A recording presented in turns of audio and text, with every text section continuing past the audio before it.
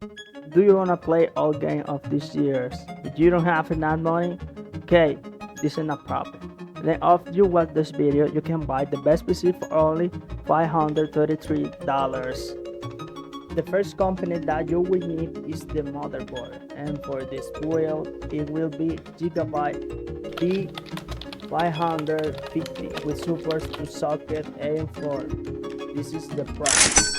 The second component is CPU Ryzen 5 5500 with 6 cores and 12 threads. It's very nice for you can run all games. This is the price. And for it work this setup, we're going to need RAMs. For this PC, it will be this with 16 gigabytes, velocity of 3200 megahertz. Okay, only we need 2 components more. The next is SSD of 1 terabyte. It will be very fast for to can open games in archive.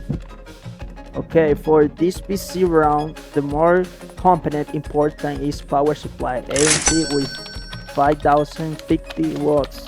It's very power, is very nice for this setup. The last component is the more strong here. I'm talking of NVIDIA RTX 3056 GB, very cheap and very well for this game to these years. Alright, here is the result with the components we chose.